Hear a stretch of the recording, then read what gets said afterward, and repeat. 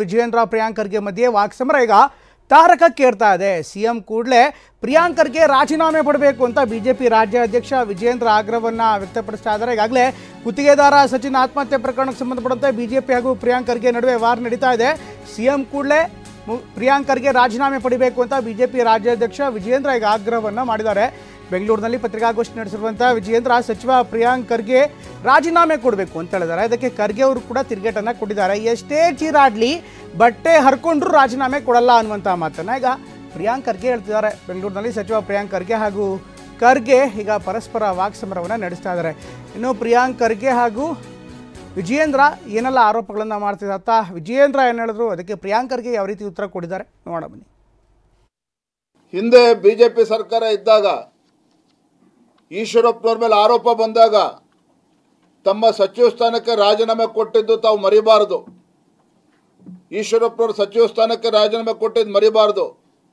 ಅದಕ್ಕಿಂತ ಮುಂಚಿತವಾಗಿ ಮಡಿಕೇರಿನಲ್ಲಿ ಏನು ಪೊಲೀಸ್ ಅಧಿಕಾರಿ ಆತ್ಮಹತ್ಯೆ ಮಾಡಿಕೊಂಡ್ರು, ಗಣಪತಿ ಭಟ್, ಆ ಪ್ರಕರಣದಲ್ಲಿ ನಿಮ್ಮದೇ ಸರ್ಕಾರ ಇದೇ ಸಿದ್ದರಾಮಯ್ಯನವರು ಮುಖ್ಯಮಂತ್ರಿಗಳಿದ್ದಾಗ ಜಾರ್ಜ್ ಅವರು ಕೂಡ ಅಂದಿನ ಗೃಹ ಸಚಿವರು ಅವರು ಕೂಡ ತಮ್ಮ ಸಚಿವ ಸ್ಥಾನಕ್ಕೆ ರಾಜೀನಾಮೆ ಕೊಟ್ಟು ಕ್ಲೀನ್ ಚಿಟ್ ಬಂದ ನಂತರದಲ್ಲಿ ಸಿಬಿಐ ತನಿಖೆ ಆಯಿತು.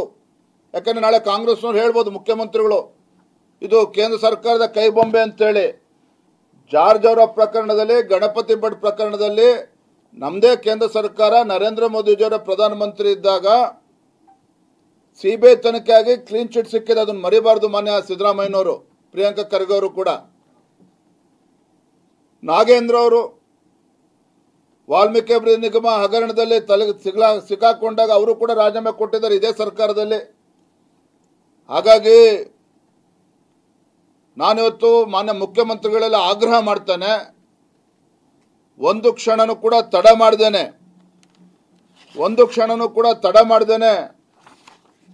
ಪ್ರಿಯಾಂಕಾ ಖರ್ಗೆ ಅವರ ರಾಜೀನಾಮೆಯನ್ನ ಪಡೆದುಕೊಳ್ಬೇಕು. ಮೊನ್ನೆನೂ ಹೇಳಿದ್ದೀನಿ, ಎಷ್ಟೇ ಚೀರಾಡ್ಕೊಳ್ಳಿ ಬಟ್ಟೆ ಹರ್ಕೊಳ್ಳಿ ರಾಜೀನಾಮೆ ಪ್ರಶ್ನೆ ಇಲ್ಲ.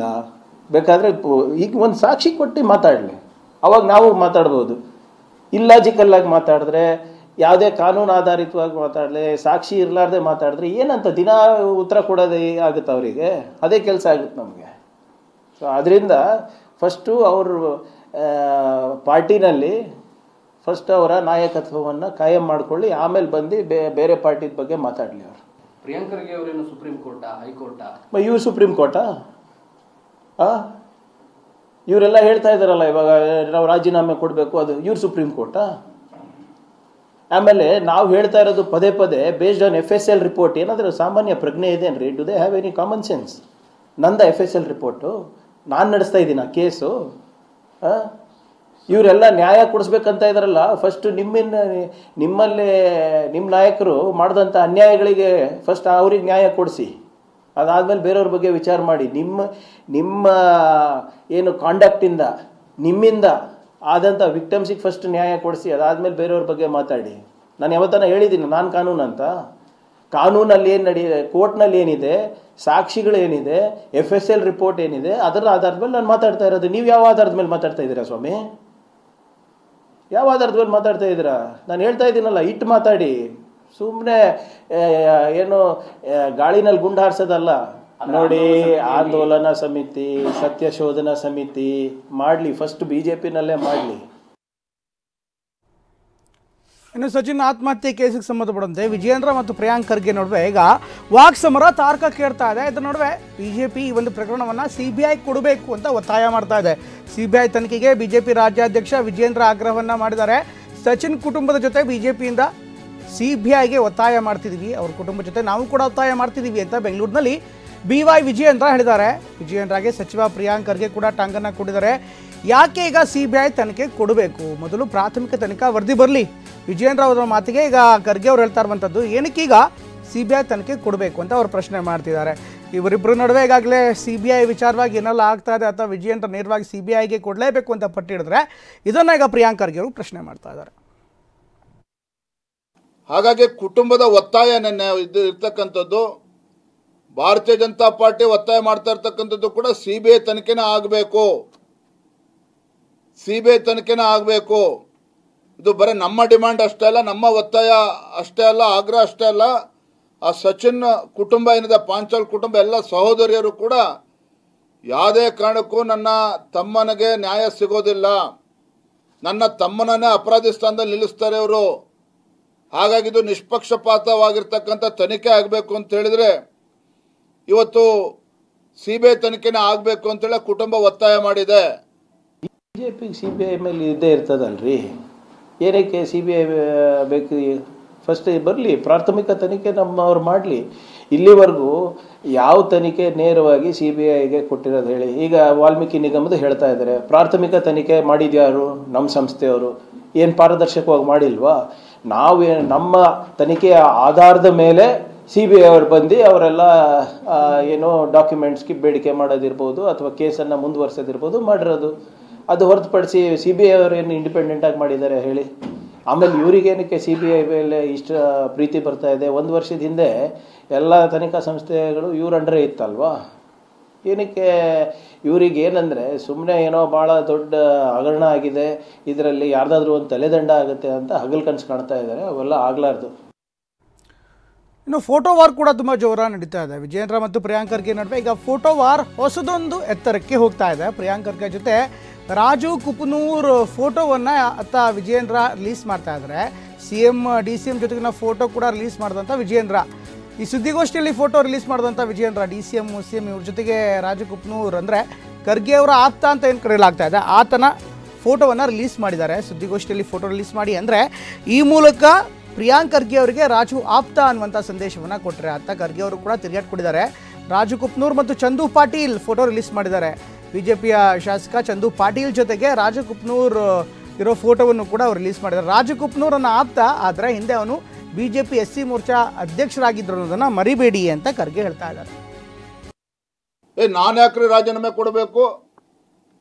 ನಾನು ಯಾಕೆ ರಾಜೀನಾಮೆ ಕೊಡಬೇಕು?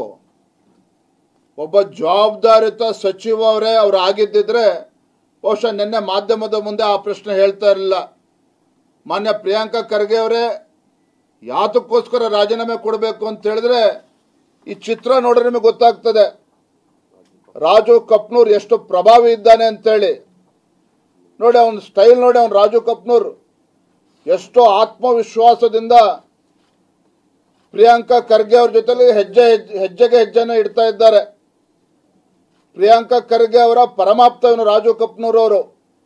ಅದಕ್ಕೋಸ್ಕರ ನೀವು ರಾಜೀನಾಮೆ ಕೊಡಬೇಕು ಅಂತ ನಾವು ಕೇಳ್ತಾ ಇದ್ದೇವೆ. ಇಲ್ಲ ಅಂತ ಹೇಳಿದ್ರೆ CBI ತನಿಖೆ ಯಾಕೆ ಕೇಳ್ತಾ ಇದ್ದೇವೆ ಅಂತ ಹೇಳಿದ್ರೆ Raju Kapnoor is the most powerful person and is very close to Kharge family.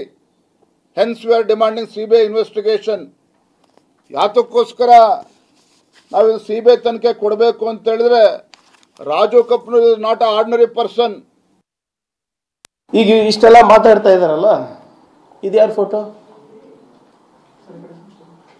ಇದ್ಯಾರ photo?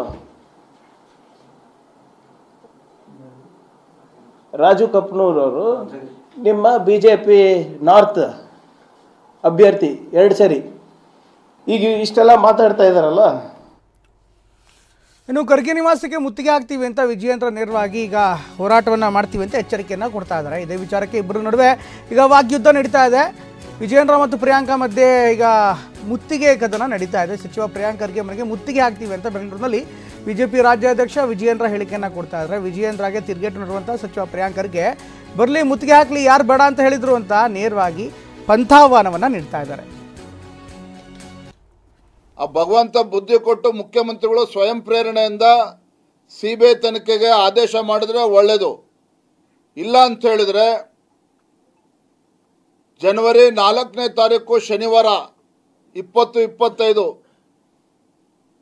ಜನವರಿ 4ನೇ ತಾರೀಕು ಶನಿವಾರ ಗುಲ್ಬರ್ಗಾದಲ್ಲಿ ಬೃಹತ್ ಪ್ರತಿಭಟನೆಯನ್ನ ಭಾರತೀಯ ಜನತಾ ಪಾರ್ಟಿ ಹಮ್ಮಿಕೊಂಡಿದೆ. ಶನಿವಾರ 4ನೇ ತಾರೀಕು ಗುಲ್ಬರ್ಗಾದಲ್ಲಿ ಬೃಹತ್ ಪ್ರತಿಭಟನೆಯನ್ನು ನಾವು ಹೋರಾಟವನ್ನು ನಾವು ಹಮ್ಮಿಕೊಂಡಿದ್ದೇವೆ. ಖರ್ಗೆ ಅವರ ಮನೆ ಮುತ್ತಿಗೆಯನ್ನು ಕೂಡ ಹಾಕ್ತೇವೆ. ಖರ್ಗೆ ಅವರ ಮನೆಯ ಮುತ್ತಿಗೆಯನ್ನು ಕೂಡ ನಾವು ಹಾಕ್ತೇವೆ. ಹಾಕ್ಲಿ, ಯಾರು ಬೇಡ ಅಂದಿದ್ದಾರೆ?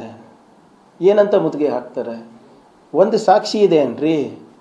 ನಾನು ಹೇಳ್ತಾ ಇದ್ದೀನಲ್ಲ, ಪದೇ ಪದೇ BJP ಅವರು ದಯವಿಟ್ಟು ನೀವು ನಗೆಪಾಟ್ಲಿಗೆ ಈಡಾಗ್ತಾ ಇದ್ದೀರಾ. ನೀವೇನು ಪ್ರತಿಭಟನೆ ಮಾಡ್ತಾ ಇದ್ದೀರಾ, ಜನರು ನಗ್ತಾ ಇದ್ದಾರೆ, ಹಾಸ್ಯಾಸ್ಪದ ನೀವು ಮಾಡ್ತಾ ಇರೋದು. ಒಂದು ಡಾಕ್ಯುಮೆಂಟ್ ಇಟ್ಕೊಂಡು ಬನ್ನಿ, ಇವರೇ ಯಾರು ಬೇಡ ಅಂದಿದ್ದಾರೆ. ಒಂದು ಡಾಕ್ಯುಮೆಂಟ್, ಒಂದು ಪುರಾವೆನೋ, ಒಂದು ಯಾವುದಾದ್ರೂ ಒಂದು ರೆಕಾರ್ಡಿಂಗು ಏನಾದರೂ ತೊಗೊಂಡು ಬಂದು ಹಿಂಗೆ ಆಗ್ತಾ ಇದೆ, ಪ್ರಿಯಾಂಕ್ ನೇರ ಕಾರಣ ಇದಕ್ಕೆ ಅದು ಇಟ್ಬಿಟ್ಟು ಮಾತಾಡಿ. ಯಾರು ಬೇಡ ಅಂದಿದ್ದಾರೆ? ಏನಂತ ನೀವು ಮುದ್ಗೆ ಹಾಕ್ತೀರಾ ಕಲಬುರಗಿನಲ್ಲಿ?